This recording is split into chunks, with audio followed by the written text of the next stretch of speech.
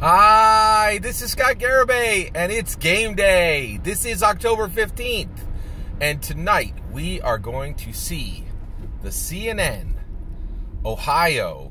We're going to see the Ohio CNN New York Times Debate 4. Now, it's an important night, and I realize these debates are really challenging for many people, so I just want to kind of give you a framework to understand tonight's debate and give you just some kind of ground rules to proceed forward with it, right? So one, I want you to remember as you see tonight's debate, because I think there are going to be some things that frustrate people, right? So just be ready for these things and put the debate into context as you watch it. So one, remember, there are only two groups on that stage. There is Andrew Yang and there is crocodiles. That's all there are. Every single person on that stage is a creature fully acclimated to the swamp of politics. They are all politicians. Only Andrew Yang walks out from among us, the people. He is the only one there who has not been fully acclimated to the swamp, who has not added the attributes of the crocodile: large fanged mouth, green scaly skin, claws, a long tail. Every single person on that stage has fully transformed into a crocodile. Only Andrew Yang is the only person that actually comes from among the people who even has any hope of still understanding the people, because they haven't promised 100 things to 100 groups, because they haven't, really fully acclimated to the swamp and become a creature of the swamp. It's all that's left. There's just Andrew Yang and every other politician on that stage, right? So understand that from that context, right? In addition to that, right, I think we're going to see another night where Andrew Yang is going to be speaking less than these politicians, right? But remember, okay, very, very important to remember, one of the reasons why we are all ready to vote for Andrew Yang is with less words than any other candidate in the debates to this point. Andrew Yang has communicated far more. He has actually communicated hope for real change. He has communicated plans that can actually give us a bright, new, and changed future in America, where all the rest of the other candidates with thousands of more words than he have simply communicated iteration, right? Andrew Yang stands for innovation. He is innovation. Every other candidate on that stage is simply an iteration, a continuation of politician as politician, rather than person elevated to politician, right? In that, someone coming from the people, representing the people, because they still remember what it is like to be a person, rather than a fully acclimated swamp creature, a crocodile, all right? This is absolutely critical, right? All right. So, with that said, right, I want to talk about one more subject today, and it is a call to action. It's the last call to action for what we're going to do tonight, right? But it actually it's a kind of a longer piece, so let's get into it. All right. So at this point, I'm going to talk about Andrew Yang, and I'm going to talk about the movie El Camino, which is a sequel to the show. It's a movie sequel to the show Breaking Bad. Spoiler warning, there are spoilers for El Camino and Breaking Bad in this content. Let's move forward. All right, so this weekend, tens of millions of Americans watched El Camino. El Camino was a much-anticipated film that actually continued the story of Breaking Bad. Now, it was from a quality perspective, it was absolutely amazing. It was the continued story of Jesse Pinkman and Walter White. And we got to see more content from both Walter White and from Jesse Pinkman, okay? And this is a pretty important film, because one of the things it does is entertainment is a huge industry within America. And I think El Camino stands as a template going forward, because there are a lot of series, they finish up, but a lot of people sometimes, especially if it's a good series, people are like, I'm not done with this, I want to see more, right? And so El Camino gives us hope to realize that you can build a quality product that actually honors the original content and moves the story forward. Because right now in America, we are absolutely inundated with prequels. And in my opinion, prequels are always an act of cowardice.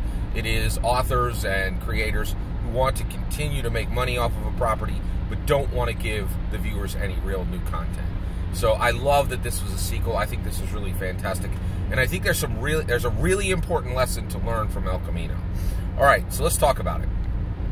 El Camino is, and Breaking Bad, is the story of two men, all right? It is the story of Walter White, and it is the story of Jesse Pinkman, all right? Now, I want to kind of give some context here, and that context is specifically, all right, before we go forward, so I'm going to draw a lesson from Breaking Bad and El Camino, all right? Now, before we do that, right, we have to talk about the source, right, which is Breaking Bad and El Camino. Both Breaking Bad and El Camino have the following problem. It is the story of two men who dedicated their lives to a profession, and that profession was creating and distributing an incredibly deadly substance, which was used for recreational intoxication, right? But first and foremost, the moment that Jesse Pinkman and Walter White dedicated their lives to this profession, their actions became monstrous, right, and completely unjustifiable, right? So even though we're drawing lessons from this material, I'm not condoning anything that either one of those men did, all right? Second, they're both men, right? So I'm going to be drawing a lesson out of this. Now, does that mean that this lesson is for men? No, not at all. We're going to be talking about attributes that attributes that Walter White had and attributes that Jesse Pinkman had. But these attributes can be found in both genders. So I believe that the lesson is fully applicable to both genders. All right, we got that out of the way. Let's continue forward. All right, let's talk about Walter White's and Jesse Pinkman's. All right, so first and foremost, I believe that America, at this point, at the macro level, very much can be broken down into Walter White's and Jesse Pinkman's. And this distinction is really important because Andrew Yang has to appeal to both, right? So let's talk this through. Okay, so let's talk about the attributes of Walter White. Walter White is educated, cautious, and aloof, okay? Jesse Pinkman has grit and is bold and loyal, all right? So now, I think at the macro level, America splits into these two different groups, right? And if you look at the profession they chose, right, and how they approached that profession, essentially, you saw Walter White taking all the knowledge worker tasks, and you saw Jesse Pinkman taking all the laborer tasks, right? That changed a little bit near the end of the show, but I'm talking more toward the beginning, okay? So, and actually the reality was Jesse Pinkman was always his assistant, essentially, right? So here we go, right? So I think there's two questions about Walter White and Jesse Pinkman. They both represent two groupings of Americans, right? People who are educated, cautious, and aloof, and people who have grit and are bold and have loyalty, right? And I really do believe that America very much breaks down into these two groups, right? So how do we get there? What lessons do we take away from it? So there's two questions. Who is more valuable, right? And then more distinctly, so who is more valuable? And then also, who wins in the end? Who thrives and who suffers, right? That's about it. Who thrives and who suffers? So two questions. Who is more valuable? Who thrives and who suffers, right? Well, I'll tell you right now, in my actions, I have made this choice, right? I have 4 kids, and I have told every single one of my kids, you had darn well better get every single Walter White attribute, right? Be educated, be cautious, be aloof. I have told that to all of my kids. I've done everything I can to turn my kids into having the attributes of Walter White and none of the attributes of Jesse Pinkman, right? And I will say right now, I am a Walter White. I have none of the attributes of Jesse Pinkman, right? Now, why? And the reality is, it was really helpful for me to watch El Camino, and the reason why was essentially one small series of scenes, all right? So at the beginning of El Camino, Jesse Pinkman has been liberated from being captured and kept in a cage by antagonists, by enemies, right, of Walter White and Jesse Pinkman. And they had captured and they were using Jesse Pinkman, right? So at the end of Breaking Bad, Walter White essentially slays the captors of Jesse Pinkman and frees Jesse Pinkman, and Walter White dies in that fracas, right?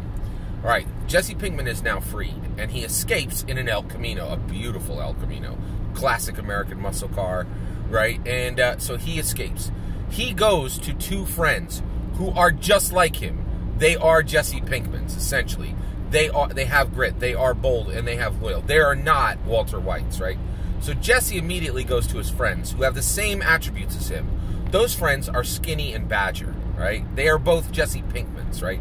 They're closer to Jesse Pinkman than they are in attributes than they are to Walter White, right?